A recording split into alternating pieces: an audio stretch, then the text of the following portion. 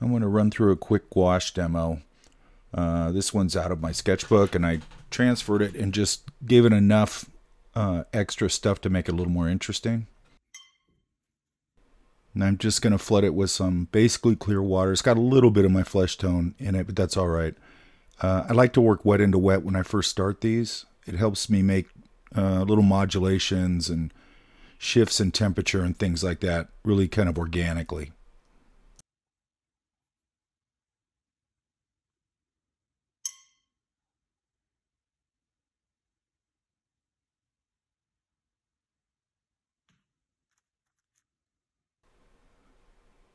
And I'm going to start flooding in a little bit of warmth in here.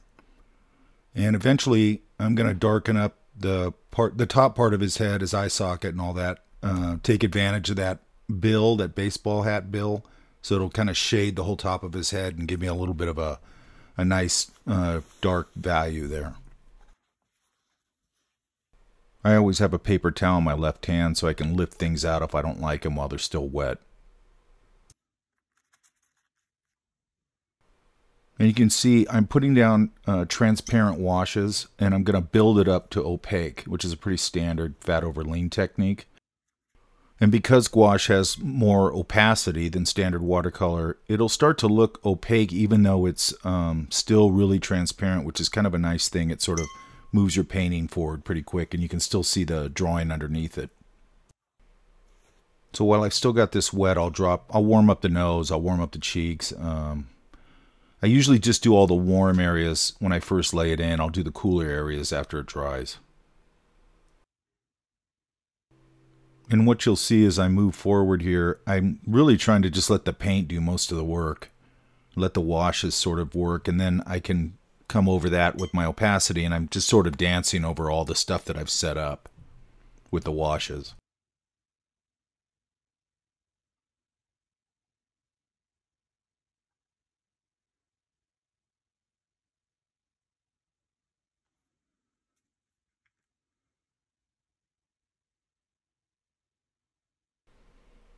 And what I'm really trying to do here is just get the whole image covered. I'm not going to paint the background. I just want them on a stark white background. But I want to get all the main masses covered.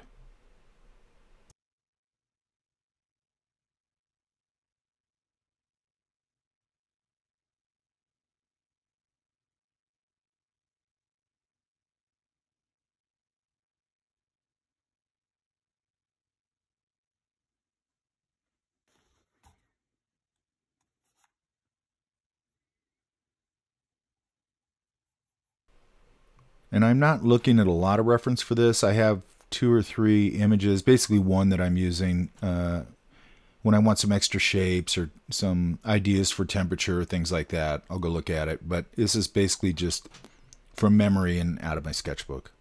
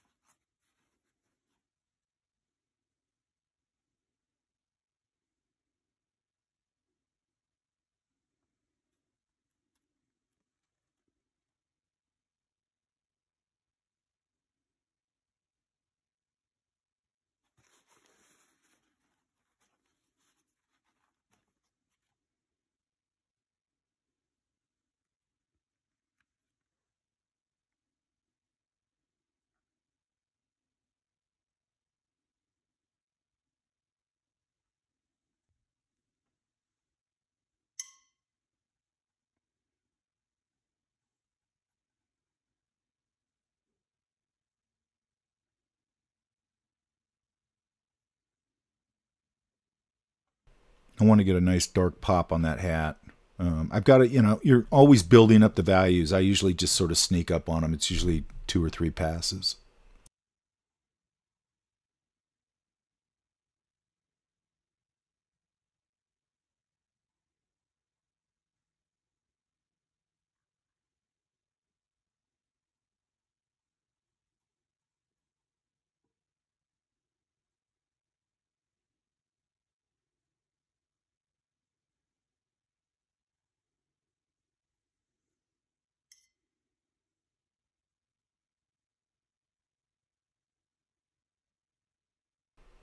And while the paint's wet, the shapes will sort of start making their own shapes. I might take a clean brush and pull some of the value out of it or the color out of it, or vice versa, go and put some darks in there and just sort of let the wet into wet washes intermingle and get some nice shapes.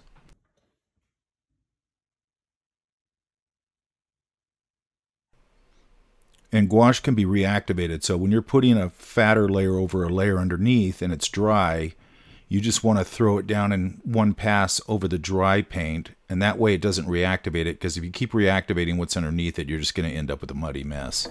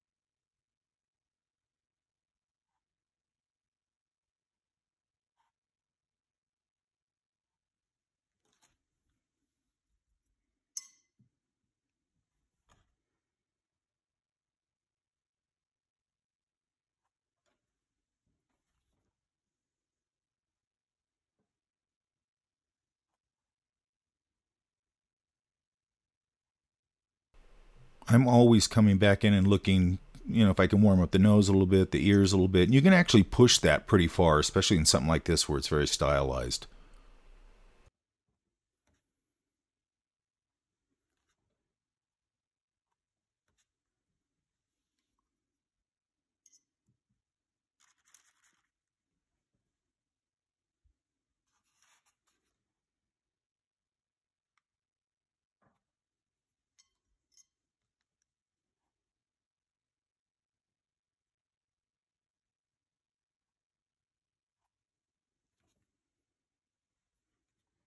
I was going to make his beard and his hair white and everything, but since it's on a white background, it doesn't make sense. And plus, I don't want him too old. So I'm going to kind of do sort of a brownish, grayish, and then some of it going a little bit white. So I've got a nice dark value against the white.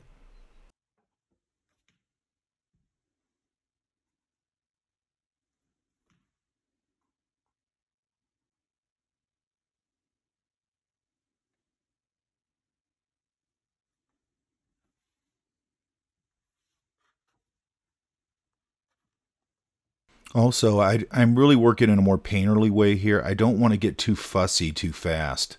I really want to save that for the end for the smaller shapes. I want to put this warm dark mass at the top of his head, and it'll just sort of unify that whole area. I mean, all the way into the build, they'll kind of connect a little bit and give me a big dark shape. Also, gouache is going to dry a little lighter, so you got to kind of think about that. When something looks really dark, it's going to go a little bit lighter as it dries. And I'm going to come in here after I get the shape in here and sort of soften the edge with a wet brush.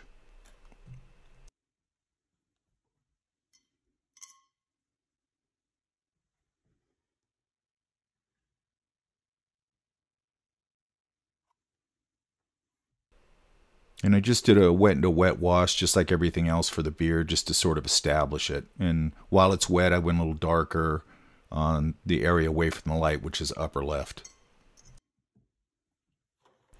And with gouache, because it's you can reactivate it, you can go in and soften edges later. But the ones that are laid down really transparently, they're not going to move as much. Your thicker washes and marks will, you can go and soften them a lot more.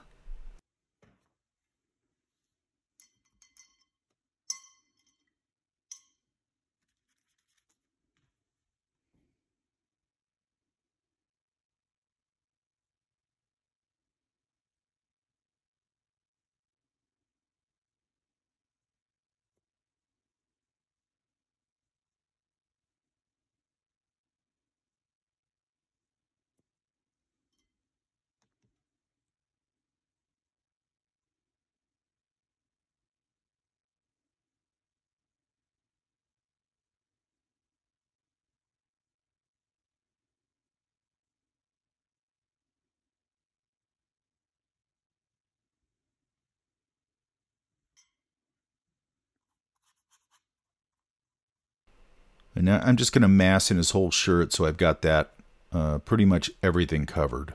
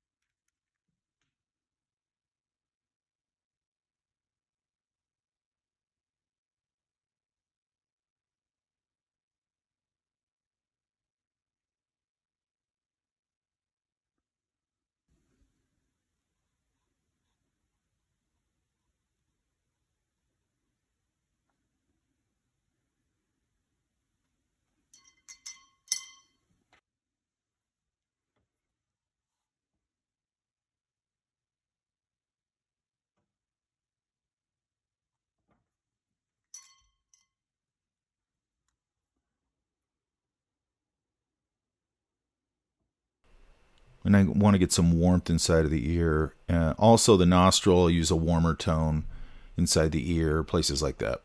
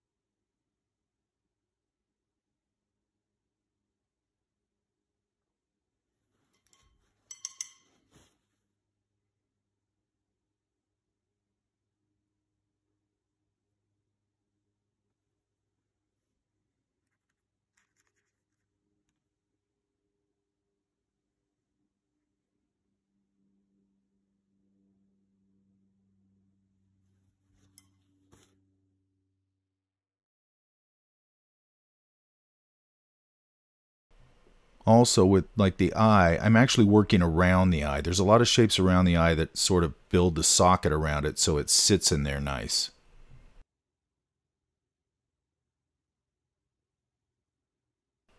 And again, I'm just coming in and hitting some more values. So I'm just slowly building up the values.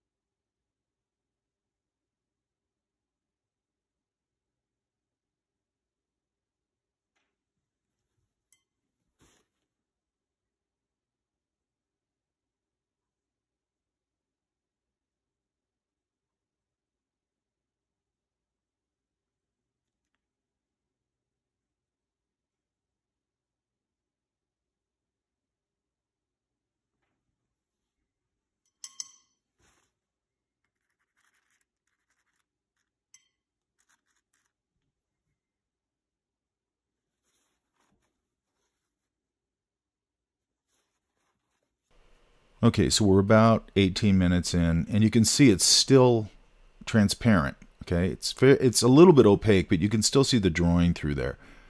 But if you back off a couple of feet from it, it looks pretty opaque already. But I build that up slow because I want to hang on to that. And when I put a fat stroke down at some point, if I'm going to do a wash over that, I could reactivate a stroke that's really fat. So I really want to do that at the end.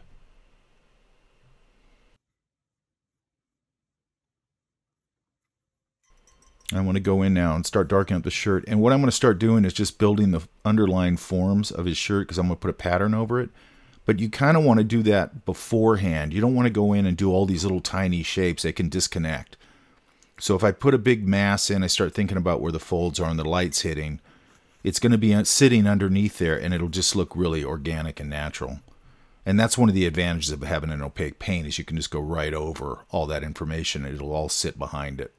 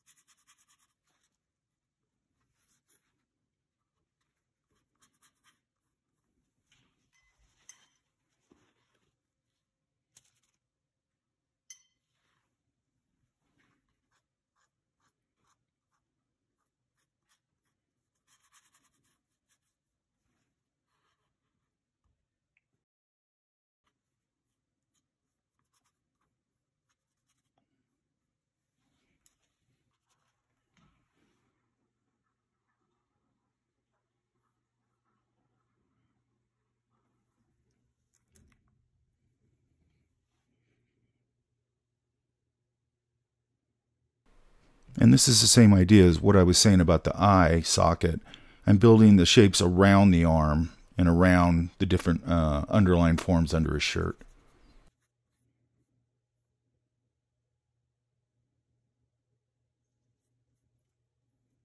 And you can see how when the paint starts to dry up a little bit, you get those really nice dry brush strokes, which I'll probably paint out. But really nice for ground texture, bark, all that kind of stuff. Or even this, if he's wearing a flannel, at the end I could throw a couple of dry brush strokes over it and get a little more of a flannel feel to it.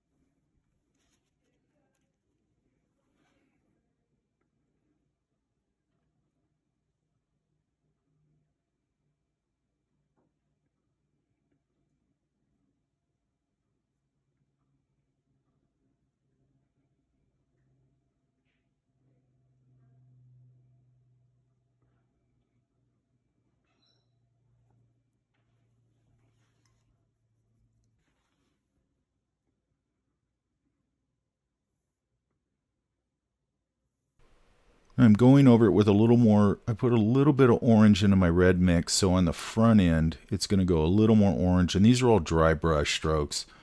It's probably hard for the camera to pick it up exactly, but it gives it a little, just a little more interest on the front, a little more fabric-y feel, and it warms it up as it's going towards the light. And I don't want to add white to it or it's going to go pink, so I can add a little yellow, a little orange, and I can warm it up as it moves into the light.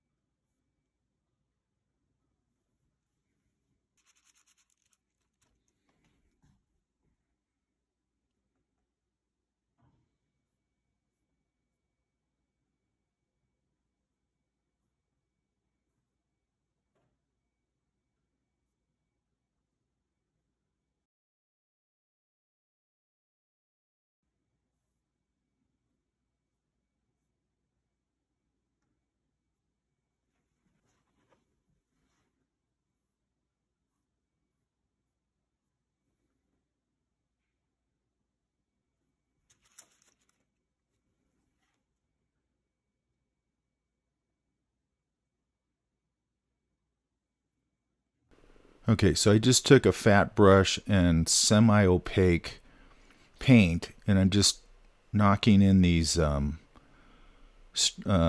pattern.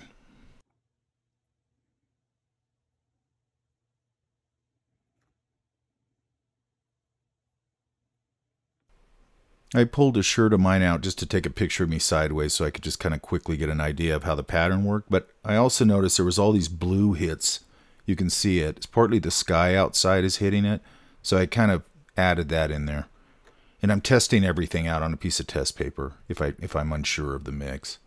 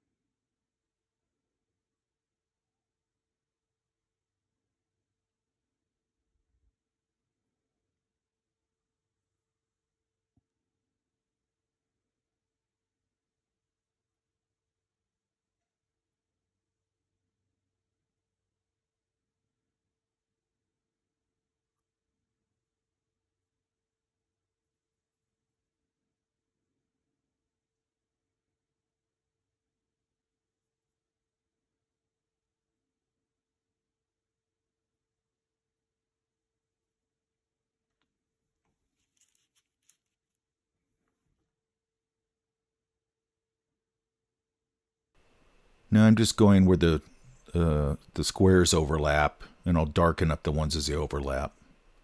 And I don't know, maybe later I'll put a secondary color in here. I don't know yet.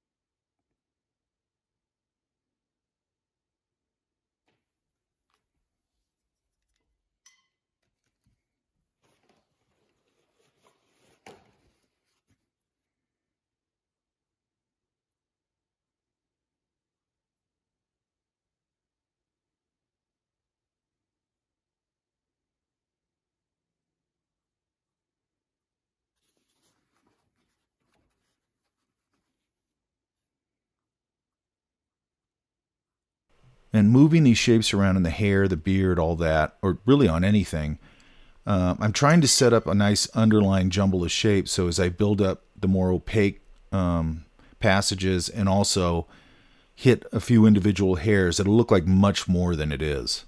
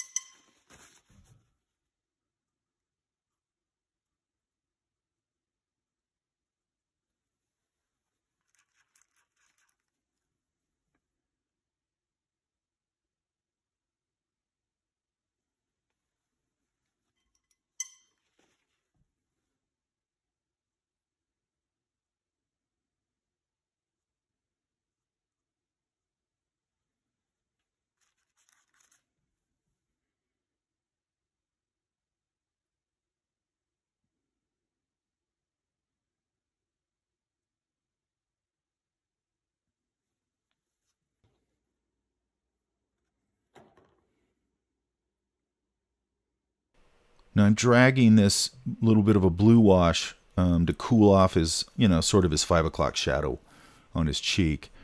And I just lifted it out. But if you notice, I was holding the brush fairly parallel to the surface. It'll lay the paint down and it won't dig into the paint.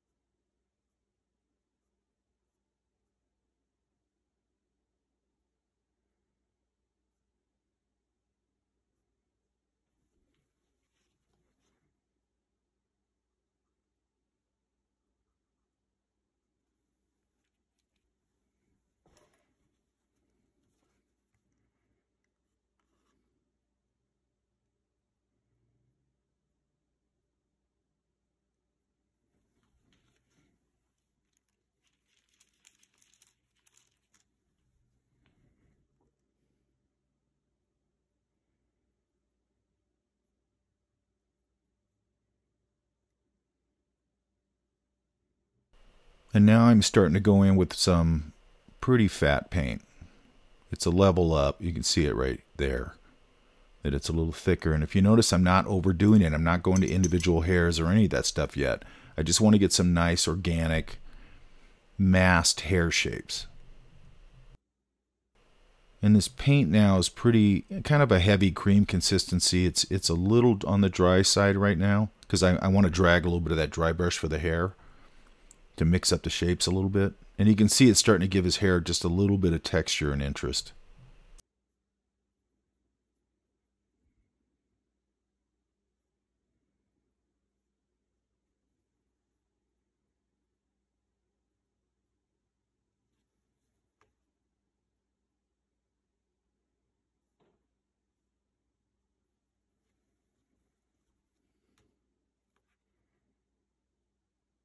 Now I've pushed a little blue into my darker mix and I'm hitting it on those little squares. That's kind of what I was seeing happening on my shirt when I pulled it out.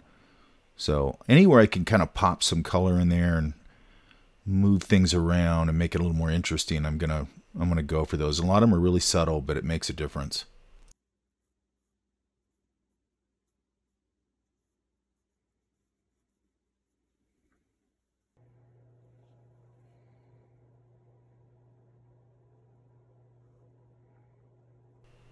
I just want to put a dark value in there to separate the collar where it's folding over.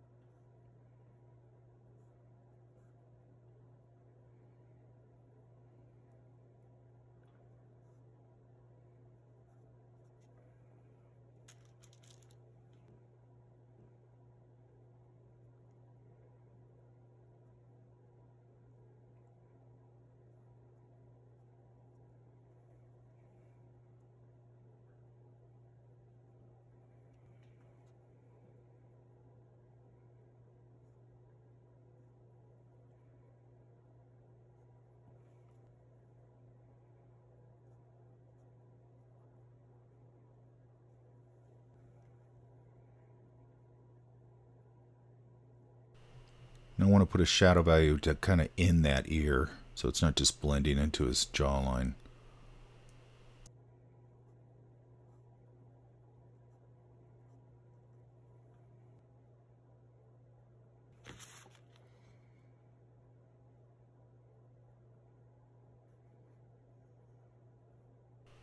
I'm just going to break up his hat with a little bit of indication of stitching.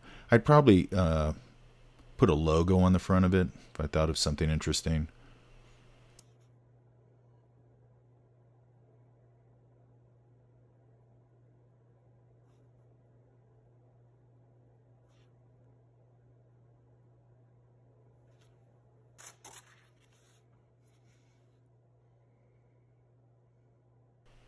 And now I'm going to go in and just start putting an indication of a few individual hairs and sort of masked things.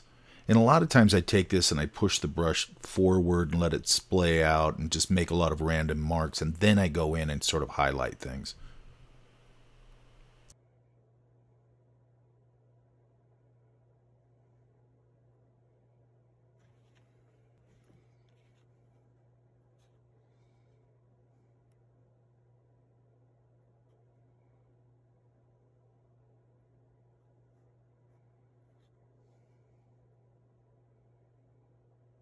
And I'll get a little closer in tight shot in a little bit.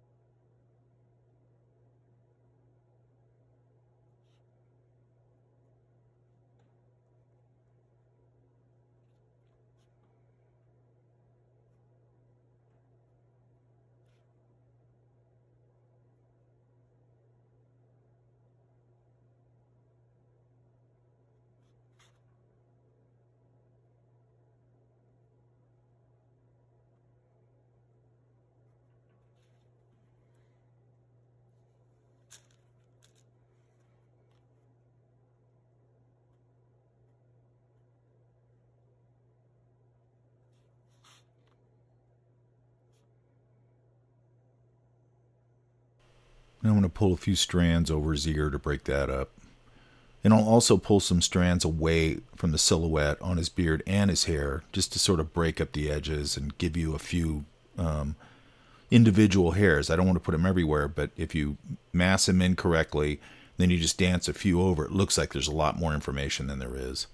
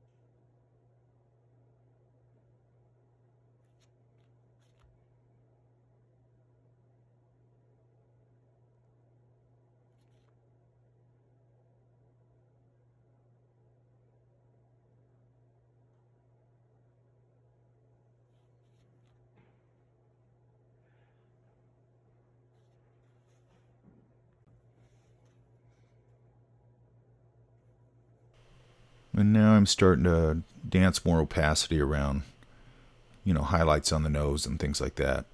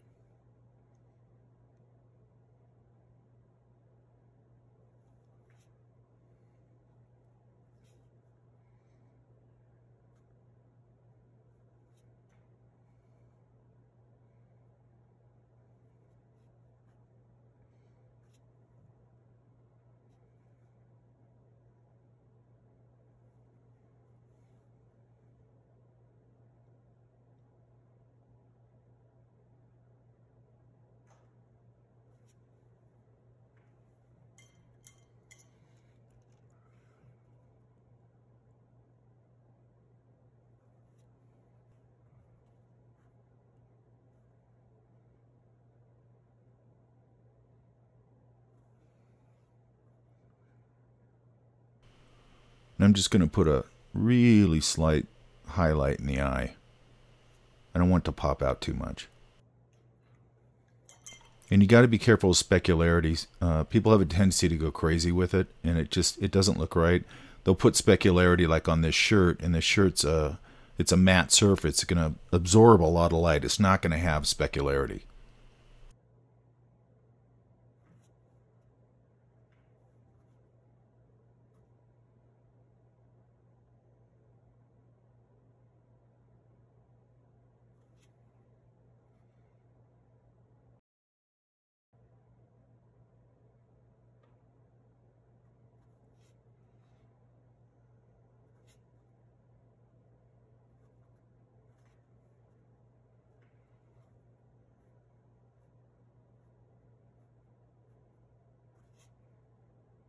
You can see I'm building a lot of texture, like on the beard, because really that's how you read it, except around the silhouette, where it breaks the silhouette. That's where you get individual hair information.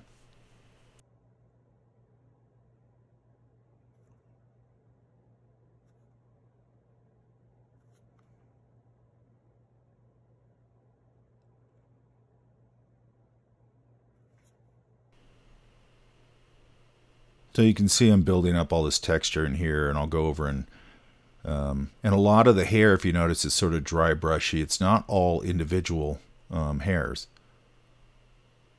but I'm going to dance a few over this.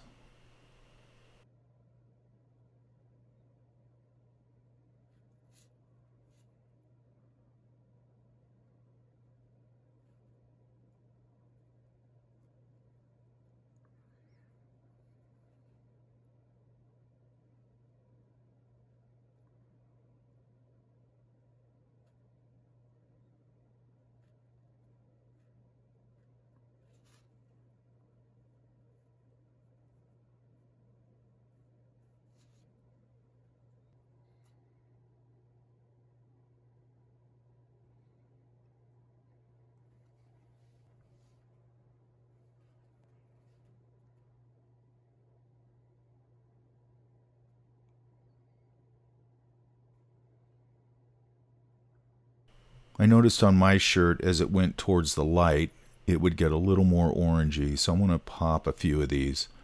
And it's really just shifting the temperature a little bit. And again, it's fairly subtle, but it makes a difference.